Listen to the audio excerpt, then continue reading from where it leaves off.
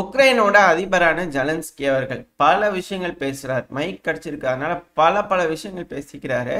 Comment செக்ஷன்ல கூட கேட்டிருந்தீங்க. புட்டின் அவர்கள் சீக்கிரமா சாவான்னு சொல்லிக்கிறார் உண்மை அப்படிங்கிறது போல.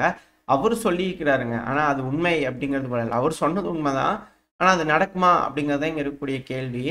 அது நான் ஒரு வீடியோ பதிவை சேவ் பண்ணி வச்சிருந்தேன். வேற ஒரு காரணத்துக்காக சேவ் பண்ணி வச்சிருந்தேன். வேற ஒரு டைம்ல அதை பேசலாம் நல்லா இருக்கும் அப்படிங்கிறது போல. ஆனா இப்பேற்பட்ட ஒரு தருணத்துல வந்து இந்த வீடியோ யூஸ் பண்ண வச்சுட்டாங்களே அப்படிங்கிறது போல எனக்கு ஒரு சேட்னஸ் வந்துருச்சு. சரி இட்ஸ் ஓகே. நம்ம செய்திகள் பார்க்க ஆரம்பிக்கலாம். அதாவது என்ன சொல்றாரு அப்படின்னா ஜெலன்ஸ்கி அவர்கள் பேட்டி கொடுத்துட்டு இருக்கும்போது பத்திரிகையாளர் சந்திப்பப்போ, என்னை பொறுத்த வரைக்கும் ரஷ்யன்ஸ் எல்லாம் டைனோசருங்க. எங்களை வந்து சாப்பிட நினைக்கிறாங்க அப்படிங்கிறது போல அவர் தரப்புல இருந்து இருக்கு. அது மட்டும் இல்லாமல் பாரிஸ்க்கு போயிருந்தாரு. ஸ்டார்மர் அவர்களை பார்த்தாரு. பல விஷயங்கள் பேசினாங்க. அது போல ஜெலன்ஸ்கி அவர்களோட ஸ்டேட்மெண்ட்ஸ்லாம் ஃபர்ஸ்ட் பார்த்தலாம். அது ரஷ்யா புதுசா ஒரு அஃபென்சிவ் ஆபரேஷனுக்கு தயாராகிறாங்க. இதை நம்ம பல மாசமா சொல்லிட்டு இருக்கிறோம். அதே தான் இவங்களும் சொல்லிட்டு இருக்கிறாங்க. நீங்க எங்க கூட கோச்சுக்கிறீங்க. நான் என்ன பண்றது எனக்கு தெரியல. வரக்கூடிய செய்திகள், போலியான உளவு தகவல்கள், இது போல விஷயங்கள்லாம் வருது. அதெல்லாம் நம்ம தெரிஞ்சுக்கிட்டு அதை நம்ம உங்ககிட்ட சொல்றோம். மேபி தெரிஞ்சு வச்சுக்குவோம். நடந்துச்சுன்னா ஓகே, நடக்கலன்னா ஓகே அப்படிங்கிறது போல போயிடலாம் இல்லையா? அந்த ஒரு காரணத்துக்கு அதை மற்றபடி இதில் ஸோ திரும்பி இவங்க தரப்பு அப்படி சொல்லிக்கிறாங்க. அப்படியா என்ன ஏது அப்படிங்கலாம் லைனாக பார்க்க ஆரம்பிச்சிடலாம். ஏன்னா களத்தில் வந்து பார்த்தீங்கன்னா சில இடங்கள்ல ரஷ்ய தரப்பு வந்து முன்னேற ஆரம்பிச்சிட்டாங்க. அதனால இப்போ ரஷ்யன்ஸை ஸ்டாப் பண்ண போகிறல அஃபென்சிவ் ஆப்ரேஷன். ரெண்டாவது, புதுசாக ஒரு அஃபென்சிவ் ஆப்ரேஷன் பெருமளவில் எடுக்க போகிறாங்க. மூணாவது, ரஷ்யன்ஸ் கூட வந்து பார்த்தீங்கன்னா ஒப்பந்தங்கள்லாம் ரெடி பண்ணிக்கிறாங்க இல்லையா? ஒப்பந்தங்கள்லாம் போட ரெடி பண்ணிக்கிறாங்க இல்லையா? ஸோ அந்த ஒப்பந்தத்தில் வந்து ஏகப்பட்ட டிஸ்பியூட்ஸ் இருக்குது. ஆளுக்கு ஒரு ஸ்டேட்மெண்ட் கொடுத்துக்கிறாங்க. அதாவது கருங்கடலில் நடக்கக்கூடிய வர்த்தகம்ன்றது ரஷ்யாவோட மிலிட்ரி ரிலேட்டட் ஷிப்ஸுக்கு கிடையாது, மிலிட்ரி ஷிப்ஸுக்கு கிடையாது அப்படின்னு சொல்லிக்கிறாங்க. அதாவது மிலிட்ரி ஷிப்ஸுக்கு கிடையாதா, மிலிட்ரி ரிலேட்டட் ஷிப்ஸுக்கு கிடையாதா அப்படின்ற கேள்விகள் வர ஆரம்பிச்சிருக்கு. ஏன்னா கருங்கடலில் ரஷ்யாவோட ஆயில் கப்பல்கள் வந்து போகுது அப்படின்னா அது ராணுவத்துக்கு உதவியாக இருக்குது. அப்படிங்கிறவங்கள வந்து அடிப்பீங்களா அப்படிங்கிற கேள்வியெல்லாம் இருக்குது. ஸோ அதுபோல் நடக்கும்போது உக்ரைனோட எக்கனாமிக் வந்து உதவுறதுனால தான் உக்ரைன் ராணுவத்துக்கு செய்கிறாங்க. அதனால் நாங்கள் அதை அடிக்கிறோம் அப்படிங்கிறது போல இப்படி நியாயப்படுத்தி அந்த சீஸ்ஃபயர் டீல்லாம் வந்து பார்த்தீங்கன்னா முடிச்சிருவீங்களா அப்படின்ற போல கேள்வி இருக்குது. ரெண்டாவது, சாங்ஷன்ஸ் எல்லாத்தையுமே ரஷ்யா மேலே போட்டிருக்கலாம் தூக்கணும். ஸோ கூடி உட்காந்து பேசினதே அந்த ஒரு காரணத்துக்காக தான் அப்படிங்கிற புரிஞ்சுக்க முடியுது. ஏன்னா பிரான்ஸ் தரப்புலலாம் வந்து பார்த்தீங்கன்னா ட்ரூப்ஸ் அனுப்புறது, ரெண்டாவது சாங்ஷன்ஸை தூக்குறது, இந்த கான்ஃபிஸ்கேட் பண்ண இந்த ஃப்ரோஸ் பண்ணி வச்சுக்கிற அசட்டில் எடுக்கிறது அதெல்லாம் வந்து வேண்டாம் அப்படிங்கிற சொல்லிட்டாங்க. ஸோ இது போல விஷயங்கள்லாம் அவங்க முடிவெடுத்தனா அடுத்த சாங்ஷன்ஸை பற்றி தான் பேசிக்கிறாங்க. சாங்ஷன்ஸ்ன்றதுனால இப்போ ட்ரேடு வர மிகப்பெருமளவில் அமெரிக்காவுக்கும் ஈரோப்புக்கும் கனடாவுக்கும் போயிட்டு இருக்கு. அதுவும் கனடாவோட புதுசாக தேர்ந்தெடுக்கப்பட்டிருக்காங்க இல்லையா ஒரு மனதா கார்னி அவர்கள். ஸோ அவர் தரப்பு என்ன ஸ்டேட்மெண்ட் வந்திருக்குன்னா, இந்த தடவை சும்மா வர்றதா இல்லை, ஃபைட் பண்ணலான்னு முடிவு பண்ணியாச்சு. அது வலி எந்த அளவுக்கு பெயினை கொடுக்க முடியுமோ அந்த அளவுக்கு அமெரிக்காவுக்கு பெயினை கொடுக்கணும். என்னங்க எல்லாரும் தலைவர்கள்லாம் வர வந்து பார்த்தீங்கன்னா வேற மாதிரி பேச ஆரம்பிச்சிட்டாங்க. அதாவது சைக்கோ த்ரில்லர் மாதிரி படம் பார்க்குற மாதிரி பயமா இருக்குது. வலியை உணர வைக்கணும், வேதனையை உணர வைக்கணும், என்னங்க பேசிட்டு இருக்கிறாங்க அப்படிங்கிறது போல இருக்கு. எது எப்படியோ ரிட்டாலியேஷன் டேரிஃப் வந்து பார்த்தீங்கன்னா போடும் அப்படிங்கலாம் அவங்க தரப்பு வந்து வருது. இதுக்கு ட்ரம்ப் அவர்கள் வந்து பார்த்தீங்கன்னா, நீங்க எங்க மேல போட்டு எங்களை சீட் பண்ணிட்டீங்க, எங்களை ஏமாத்துறீங்க அப்படிங்கிற ட்ரம்ப் அவர்கள் பண்றீங்க அப்படின்னா நான் அதுக்கு மேல பயங்கரமா டேரிஃப் போடுவேன். யூரோப்பியன் யூனியன், கனடா, நான் பயங்கரமா நீங்க என்ன கூட்டாஞ்சோறு சேர்ந்து உட்காந்துட்டு எனக்கு எதாவது திட்டம் போடுறீங்களா, பயங்கரமா டாரிஃப் போடும் அப்படிங்கிற திரும்பி ட்ரம்ப் அவர்கள் வந்து ட்ரூத் சோசியல் மீடியாவில் வந்து பார்த்தீங்கன்னா அவரோட போஸ்ட் போட்டுக்கிறாரு. பயங்கரம் மாறி மிரட்டிக்கிறாங்க. இதுதான் இங்கே இருக்கக்கூடிய விஷயம். அச்சத்துக்கான காரணமே இதுதான். அடுத்தது வந்து பார்த்தீங்கன்னா ஜெலன்ஸ்கி அவர்கள் பார்த்துருக்கோம்ல, ஜெலன்ஸ்கி அவர்களோட மிக முக்கியமான விஷயம் இப்போதான் வந்து பார்த்தீங்கன்னா பத்திரிகா சந்திப்பால் தான் இதையும் சொல்லிக்கிறாரு. என்ன சொல்லிக்கிறாரு அப்படின்னா, புட்டின் அவர்களுக்கு என்னங்க வயசாச்சு, நார்மலாக அதுவே பாருங்க. அது மட்டும் இல்லாமல் அவர் எதை பார்த்துங்க பயப்படுறாரு, சாங்ஷன்ஸ். பார்ட்னர்ஸ்லாம் ஸ்ட்ராங்காக இருக்கணும். நல்லா சாங்ஷனை போட்டு நெருக்கடி கொடுத்தீங்கன்னா அப்படியே அவங்களோட சொசைட்டிலாம் உடஞ்சிடும். அப்புறம் அவங்களே அவருக்கு எதிராக மாறிடுவாங்க. அவரோட மதிப்பு குறைஞ்சிடும். போர்க்களத்தில் அவருக்கு எதுவும் கிடைக்கக்கூடாது. அந்த அளவுக்கு எங்களை ஸ்ட்ராங் பண்ணணும்.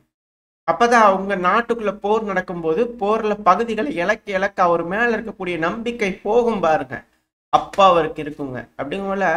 அப்படியே ரொம்ப என்னமோ மாதிரி பேசிட்டு இருக்கிற ஜெலன்ஸ்கி அவர்கள். சரி ஓகே, அதாவது இவர் ஆசைப்படுற ஒரு விஷயம் அது நடக்குது, அதை மட்டும் நான் ஒத்துக்கிட்டு தான் அவனை இவர் சொல்லக்கூடிய ஒரு விஷயம். அது நாட்டுக்கு நல்லது, ரஷ்யாவோட நாட்டுக்கு நல்லது அப்படிங்கிற ஒரே காரணத்துக்காக மற்ற நாடுகளை போய் மிரட்டுறது, ரிட்டர்ன் பண்ணுறது அப்படிங்கிற எந்த ஒரு வேலையுமே இது வரைக்கும் ரஷ்யா செஞ்சதில்லை. பட் அது போல வேலைகளில் இறங்க ஆரம்பிச்சிடுவாங்களா அப்படின்ற போல கேள்விகள் வர ஆரம்பிச்சிருக்கு. என் நாட்டுக்கு நல்லது அப்படின்னா நான் யாரை வேணாலும் போய் மிரட்டுவேன், யாரை வேணாலும் அடிப்பேன், எதை வேணாலும் பிடிச்சிக்குவேன், எதை வேணாலும் வாங்கிக்குவேன், அனெக்ஸ் பண்ணிடுவேன் அப்படிங்கிற போல எந்த ஒரு பின்பத்தையும் இது வரைக்கும் ரஷ்ய தரப்புலேருந்து காமிச்சதில்லை இந்த உலகத்தில். அது இதுக்கு மேலே வந்துருச்சு அப்படின்னா ஆல்ரெடி ஒன்று இருக்குது, அது வச்சே முடியல. இப்போ இன்னொன்று வந்துருச்சு அப்படின்னா அது எப்படி அப்படிங்கிற கேள்வி இருக்குது. அதாவது ஹியூமனிட்டி, மனிதத்தன்மை, அந்த போல விஷயங்கள்லாம் போக ஆரம்பிச்சிருச்சு அப்படின்னா ரொம்ப சிக்கல் தான். ஏன்னா சைடில் ஒரு வீடியோ பதிவு லோட் ஆகிருக்கும். இது இப்போ எடுக்கப்பட்டதில்லை, முன்னாடி எடுக்கப்பட்டது. சும்மா அவங்க வந்து கேட்டிருப்பாங்க, 2.5 வருஷத்துக்கு மேலே ஆச்சுங்க போர் ஆரம்பிச்சு, இந்த போர் ரொம்ப விஷயங்கள் மாற்றிருக்கு அப்படிங்கிறது போல எல்லாரும் ஃபீல் பண்ணி அந்த போரை பற்றி ஃபீல் பண்ணி பேசிகிட்டு இருப்பாங்க. அதுக்கு ரஷ்ய அதிபர் விளாடிமிர் புட்டின் அவர்கள் நீங்கள் தான் எல்லாத்தையும் இழந்துட்டேங்கன்னு நினச்சிங்களா? எல்லாருமே இங்கே இழந்திருக்கோம், அது எல்லாருமே மாறிக்கிட்டு இருக்கோம், நொடிக்கு நொடி மாறிட்டு இருக்கோம், நிமிஷத்துக்கு நிமிஷம் நொடிக்கு நொடிக்கு மாறிட்டு இருக்கோம். ஒரு டைம் வந்து பார்த்தீங்கன்னா ஒரு மாதிரியான விஷயங்கள் நடக்க ஆரம்பிச்சிருக்கிறது, ரொம்ப மாற்றங்கள் கொண்டு வருது. முன்னாடிலாம் வந்து பார்த்தீங்கன்னா நாங்களாம் பேசிக்குவோம், எல்லாம் பண்ணுவோம். ஆனால் இப்போல்லாம் நான் சிரிக்கிறதையே நிறுத்திட்டேன், ஜோக்ஸ் பண்ணிக்குவாங்களே, ஸோ அதை வந்து சொல்கிறேன். முன்னாடிலாம் ஜாலியாக ஜோக் பண்ணிக்குவோம் எல்லாமே. இப்போல்லாம் எல்லாமே மாற ஆரம்பிச்சிருச்சு, எல்லாமே சேஞ்ச் ஆக ஆரம்பிச்சிச்சு, நல்லா சிரிக்கிறதையே மறந்துட்டேன் அப்படிங்கிற ஒரு ஒரு தலைவர் சொல்கிறாரு அப்படின்னா அதுக்கு பின்னாடி இருக்கக்கூடிய அந்த வலி, அந்த வேதனை. அதாவது இது எப்படி நம்ம கம்பேர் பண்ணலான்னா, இந்த டிராகன் கேம் ஆஃப் த்ரோன்ஸ் அந்த ஒரு படம் பார்த்துருந்தீங்கன்னா தெரிஞ்சிருக்கும். அந்த டிராகன் மேலே உட்காந்துட்டு வர அந்த அம்மா நல்ல அம்மா தான். அந்த அம்மாவை பிடிச்சி டார்ச்சர் பண்ணி சித்திரவதை பண்ணி இல்லாத லொலாயெல்லாம் பண்ணி அந்த அம்மாவையும் பற்ற வச்சதுக்கப்புறமா அந்த அம்மா வந்து ஊரையே பற்ற வைக்க தெரியுமா? அது போல் நடந்துருச்சுன்னா தோழியை முடிச்சு விட்ருவாங்க அப்படிங்கிறது போல தான் இருக்குது. அதே ஓரளவுக்கு பொறுத்து போகலாம், ரொம்பவும் பொறுத்து போகலாம், எல்லாமே அமைதியாக இருக்கலாம், எல்லாம் செய்யலான ஒரு கட்டத்துக்கு மேலே அது கோபத்தை இழக்கும் போது, கோபம் வந்துருச்சு அப்படிங்கும்போது அந்த அளவுக்கு வேலையை செஞ்சுட்டு இருக்கிறாங்க உக்ரைன் தரப்புலேருந்து. ஸோ அதுக்கு சொல்ல வந்தேன், ஒரு கட்டத்துக்கு மேலே ஏதாவது செஞ்சுட்டாங்க அப்படின்னா அவ்வளோதான் முடிஞ்சிச்சு அப்படிங்கிறது போல தான் இருக்குது. ஏன்னா ரஷ்யா கிட்ட அந்த அளவுக்கு ஆயுதங்கள் இருக்குது, அதுதான் இங்கே இருக்கக்கூடியது. அது டிராகனுக்கு பதிலாக ரஷ்யா கிட்ட இருக்கக்கூடிய மிசைல்ஸை யோசிச்சு பண்ணு, அந்த அளவுக்கு இழப்புகளை ஏற்படுத்தி விட்டுருவாங்க. யூரோப்பில் மண்ணோட மண்ணாக போயிடும், அந்த அளவுக்கு ஆயுதம் இருக்குது. ஃபுல்லாக முடிச்சிட்டாங்க அப்படின்னா ஒன்றுமே பண்ண முடியாது. அது தெரியாமல் இவங்க பாட்டுக்கு என்ன பேச்சு பேசிகிட்டு இருக்கிறாங்க. கொஞ்சமாவது எதிர்காலத்தை கருத்தில் கொண்டு இது போல் முடிவுகள் எடுத்தாங்கன்னா நல்லா இருக்கும்னு பல அனலிஸ்டர் வந்து கருத்துக்கள் இருக்குது. ஸோ வெயிட் பண்ணி பார்ப்போம். இது போல் புட்டின் அவர்களுக்கு வந்து இப்படி ஆயிடுச்சு, அப்படி ஆயிடுச்சு, டூப்பு, அது இதுன்னு ஏகப்பட்ட விஷயம் பேசிகிட்டே இருக்கிறாங்க. அப்புறம் எதுக்கு தலைவர் கூப்பிட்டு பேசிட்டு இருக்கிறாங்க? ட்ரம்ப் அவர்கள் கூப்பிட்டு ரஷ்ய அதிபர் விளாடிமிர் புட்டின் அவர்கள பேசிட்டு தான் இருக்கிறாங்க. அப்போ அவர் டூப்ளிகேட்டாக இருந்தால் எதுக்கு கூப்பிட்டு அவங்ககிட்ட பேசணும் அப்படிங்கிற கேள்வி இருக்கு இல்லையா? சரி, அதை எப்படியோ ஆளாளுக்கு கொண்டு ஒன்று கிளப்பி விடுறாங்க. அதுபோல் இதுவும் ஒரு விஷயம் நடந்துகிட்டு இருக்கு. ஜெலன்ஸ்கி அவர்கள் தோல்வியோட விரக்தியில் இருக்கிறதுனால இது போல விஷயங்கள் பேசதான் செய்வார். அதெல்லாம் நம்ம பெருசாக எடுத்துக்கிட்டோம் அப்படின்னா வேலைக்காகாது. ரெண்டாவது அப்படியே நம்ம களத்துக்கு வந்துட்டோம் அப்படின்னா களத்தில் ரஷ்ய தரப்பு வந்து முன்னேறிட்டு இருக்காங்க சொல்லியிருந்தோம் இல்லையா? ஜாப்ரோசியா பகுதியில் பெருமளவில் அஃபென்சிவ் ஆப்ரேஷன் காமிச்சிக்கிட்டு இருக்காங்க. இது கண் துடைப்புக்கான ஒரு அஃபென்சிவ் ஆப்ரேஷனா இல்லை மெயினாகவே இங்கே தான் நடக்க போதா அப்படிங்கிற கேள்விகள் இருக்கு. ரெண்டாவது மேலஷபெக்கி அப்படின்ற ஒரு பகுதி. ஸோ அந்த பகுதிகளுக்குள்ள க்ளோஸ் காம்பேட்டில் பயங்கரமான தாக்குதல். சைடில் ஒரு வீடியோ பதிவுகளோட இருக்கும். இது ஒரு பெரிய வீடியோ, பட் ஆனால் அந்த எண்டில் வந்து பார்த்தீங்கன்னா அந்த பகுதிகள் எல்லாமே ரஷ்யாவோட கட்டுப்பாட்டுக்கு வந்துருச்சு. ஸோ அந்த செட்டில்மெண்ட் வந்து பார்த்தீங்கன்னா அவங்க கட்டுப்பாட்டுக்கு எடுத்துட்டாங்க. மேப்பில் காமிச்சிருப்பேன். மெயின் மேப்பில் பார்க்கும்போது எந்த பகுதி என்ன ஏதுங்கிறது பார்க்கலாம். அந்த மேலஷியக்மக்கி, ஸோ அந்த பகுதி. ஸோ இது என்னன்னா, இந்த பகுதியை பிடிக்கிறதுனால ஒரிகவ் நோக்கி போகிறதுக்கு ரொம்ப ஈஸியாக இருக்கும். ஒரிகவ்ங்கிறது ஒரு லஜிஸ்டிக்கல் ஹப்பாக இருந்துச்சு, அதை நோக்கி போக ஆரம்பிச்சிருக்காங்க. ஸோ ஒரிகவுக்கு கிழக்கு பகுதியில் வந்து பார்த்தீங்கன்னா மாலா டாக்மச் அப்படின்னு சொல்லிட்டு ஒரு செட்டில்மெண்ட் இருக்கு. அந்த செட்டில்மெண்ட்ல பயங்கரமான நாட்டிலடி தாக்குதல். அது ஒரிகவுன்றது சென்ட்ரல்ல இருக்கு. ஸோ அதுக்கு கீழே வந்து பார்த்தீங்கன்னா மேற்குல வந்து பார்த்தீங்கன்னா ஷெர்பெக்கி. ஸோ அந்த பகுதி அவங்க கட்பாட்டில் எடுத்துட்டாங்க. ஸோ அடுத்தது ஒரிகவ் நோக்கி போவாங்க. ஸோ ஒரிகவோட கிழக்கில் வந்து பார்த்தீங்கன்னா மாலா டாக்மக். ஸோ இப்போ அந்த பகுதியை பிடிக்கிறாங்கன்னா நேராக இருமுனை தாக்குதல்கள் ஒரிகவ் நோக்கி இருக்குமா அப்படின்ற ஒரு கேள்வி இருக்கு. இது ரஷ்யாவோட கட்டுப்பாட்டுக்குள்ள இருந்துச்சுன்னா மிக பெருமளவில் அஃபென்சிவ் பேசிக் இதை அவங்க லஜிஸ்டிக்கல் ஹப்பாக பயன்படுத்தி இதிலிருந்து முன்னேறதுக்கு அதிகமான வாய்ப்புகள் இருக்கு.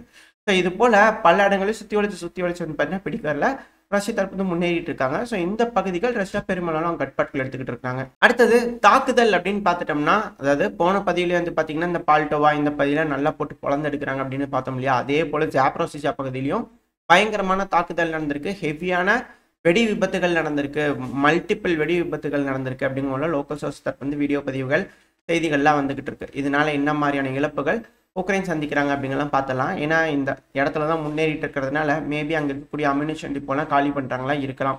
மேபி பிரதானமான ஒரு அஃபென்சிவ் ஆப்ரேஷன் ஜாப்ரோசியாவில் இருந்தாலும் ஆச்சரியப்படுறதுக்குல.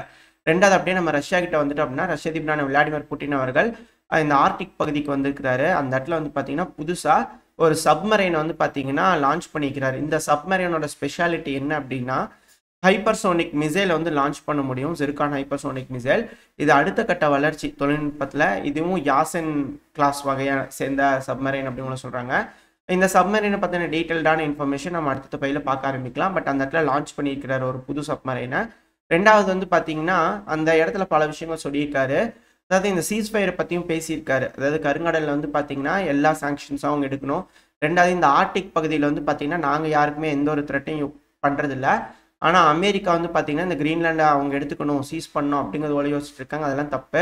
அதுபோல் பல விஷயங்கள் பேசிக்கிறாங்க. இங்கே இருக்கக்கூடிய எல்லா பார்ட்டிஸுமே ஜியோ பாலிட்டிக்கல் டென்ஷன் இந்த இடத்துல ரைஸ் ஆகிறதுக்கு காரணம் இதோட இம்பார்ட்டன்ஸ். ஸோ இதோட இம்பார்ட்டன்ஸ் இருக்கிறதுனால இங்கே இருக்கக்கூடிய எல்லா பார்ட்டிஸுமே மியூச்சுவலாக அவங்கவுங்க ரெஸ்பெக்ட் பண்ணிக்கிட்டோம்னா இந்த இடத்துல எந்த பிரச்சனையும் இருக்காது. ஸோ அதுக்கேற்றபடி எல்லாம் செயல் பண்ணும் அப்படிங்கிற ரஷ்ய அதிபர் விளாடிமிர் புட்டின் அவர்கள் தரப்பின் ஸ்டேட்மெண்ட்ஸ் தான் வந்திருக்கு. பல விஷயங்கள் பேசியிருக்காரு. ஒரு மிக முக்கியமான செரிமனி அப்படிங்கிற சொல்லப்பட்டு வருது. அது கூடவே இன்னும் பல விஷயம் சொல்லியிருந்தாரு. அதாவது களத்தில் வந்து பார்த்தீங்கன்னா நம்ம பெருமளவில் முன்னேறிட்டு இருக்கோம், அவங்கள க்ரஷ் பண்ண போகிறோம். அது மட்டும் இல்லாமல் உக்ரைனோட மக்கள் ரியாலிட்டியை புரிஞ்சு நடந்துக்கணும், இதுக்கப்புறம் என்ன ஏதுங்கிறத. ரெண்டாவது நம்மளோட டீம் வந்து பார்த்தீங்கன்னா பெருமளவில் முன்னேறிட்டு இருக்கு, ரஷ்ய படைகள் வந்து பார்த்தீங்கன்னா பெருமளவில் முன்னேறிட்டு இருக்கு, சீக்கிரமாக இதில் ஒரு நல்ல முடிவுகள் வரும் அப்படிங்கிறவங்கள அவர் தரப்பின் ஸ்டேட்மெண்ட்ஸ் வந்திருக்கு. இதே போல் வந்து பார்த்தீங்கன்னா ட்ரம்ப் அவர்கள் அவரோட 100 நாளுக்குள்ள ஒரு சீஸ்ஃபயர் ஒப்பந்தத்தை கொண்டு வந்துடணும் அப்படிங்கிறதுல மிக பெருமளவில் இருக்காரு. அதாவது ஏப்ரல் 30க்குள்ள அவர் பதவியேற்று 100 நாள் ஆச்சு இல்லையா? ஸோ அந்த 100 நாளுக்குள்ள ஒரு ஒப்பந்தம், அமைதி ஒப்பந்தம் கொண்டு வந்து இந்த இடத்துல பிரச்சனையை முடிக்கணும் அப்படிங்கிற யோசனையில் இருக்காரு அப்படிங்கிற செய்திகள்லாம் வந்துகிட்டு இருக்கு. இந்த ரஷ்யா உக்ரைன் பிரச்சனை முடியணும் அப்படிங்கிறது போல சில நாடுகள் நினைக்கிறாங்க. அதை அப்படியே முடிச்சுட்டாங்க அப்படின்னா இந்த உலகத்துக்கு நல்லது. அப்படி இல்லைன்னா உலகத்துல பல நாடுகள்லையும் பிரச்சனைகள் வந்துடும் அப்படிங்கலாம் மாற்றுக்கட்டில். ஓரளவுக்கான தகவல்கள் இந்த பையில பார்த்துட்டு போன்னு நினைக்கிறேன். இதோட இந்த பதிவு நான் முடிச்சுக்கலாம். இந்த பதிவு எப்படி இருந்துச்சு, உங்களுக்கு பிடிச்சிருக்கா? பிடிச்சி நான் லைக் பண்ணிட்டு உங்க ஃப்ரெண்ட்ஸ் நம்மளோட ஷேர் பண்ணிக்கோங்க. அது கூட மறக்காம இந்த பதிவு பற்றி உங்களோட கருத்துக்களை கமெண்ட் செக்ஷன்ல சொல்லுங்க. இந்த பதிவு நல்லா இருக்குன்ற நம்பிக்கை அடுத்த பையில உங்களை சந்திக்கிறேன். Stay safe. பை.